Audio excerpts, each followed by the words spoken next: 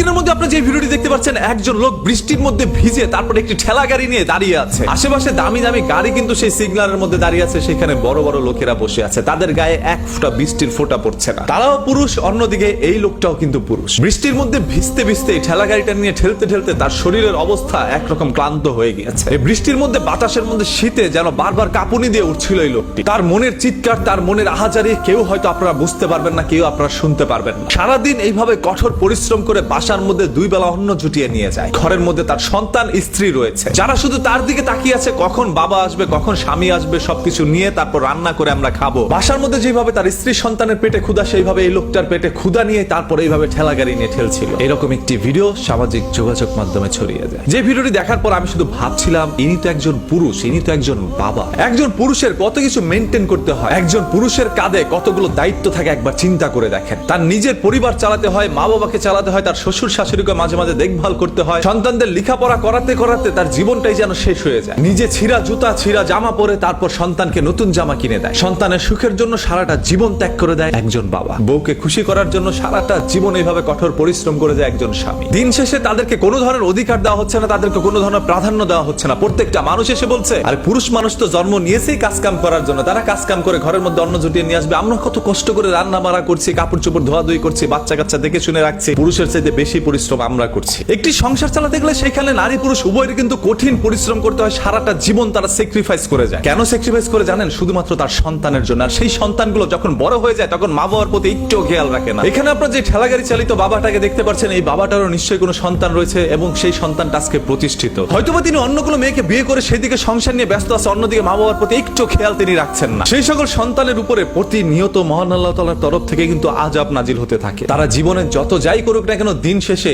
এর চাইতেও বেশি লাঞ্ছনা পেয়ে তারপর দুনিয়া থেকে তারা বিদায় নেবে। আজকে আপনি আপনার মা বাবার সাথে যা করছেন, আপনার সন্তান আপনার সাথে ঠিক তাই করবে। একবার একটু তার দিকে তাকান। এই বৃষ্টির মধ্যে যেখানে আপনারা ছাতা নিয়ে যাচ্ছেন, আপনার শরীরের মধ্যে যেন বৃষ্টির ফোঁটা না পড়ে। যদি জ্বর এসে যায়, যদি সর্দি ঠান্ডা লেগে যায় আপনার শরীরে, আর সেইখানে এই লোকটা বৃষ্টিতে ভিজে তার শরীরটা দিয়ে পানি পড়ছে, অন্যদিকে সূর্য ওঠার পরে আবারও তার শরীরটা তীব্র রোদের কারণে শুকিয়ে যাচ্ছে। সেই ভিজা জামাই তার শরীরের মধ্যে শুকায়, আবার সেই শুকানো জামাটা শরীরের মধ্যে ভিজে। এইভাবে 12 থেকে 14-15 ঘন্টা তিনি বাইরেই থাকেন, কঠোর পরিশ্রম করেন শুধুমাত্র তার সন্তানদেরকে খুশি করার জন্য। কারণ বাসায় গেলে সন্তান বলবে, বাবা কি আনছো আমার জন্য? বউ বলবে, তুমি কি খাবার আনছো? রান্না কি বসায় দিব? শুধু তাদের মুখের দিকে চেয়ে বাবা নিজের জন্য কিচ্ছু করেনি। আর এরকম একজন বাবার পরিশ্রম আপনারা এইভাবে উড়িয়ে দিচ্ছেন। আপনারা জানেন না একজন পুরুষ কতটা কষ্ট করে সারাদিন বাইরে। মাঝে মাঝে সামাজিক যোগাযোগ মাধ্যমে এরকম দিয়ে একটা ভিডিও ছড়িয়ে যাওয়ার পরে কিন্তু আপনারা সেটা দেখতে পারেন, আদারওয়াইজ ঘরে বসে কোনো নারীরা এটা বুঝতেও পারতেন না। তাই প্রত্যেকটা নারীদের কাছে আমার একটা অনুরোধ, আপনার হাজবেন্ডের সাথে কখনো খারাপ ব্যবহার করবেন না। উনি সারাদিন কতটা পরিশ্রম করে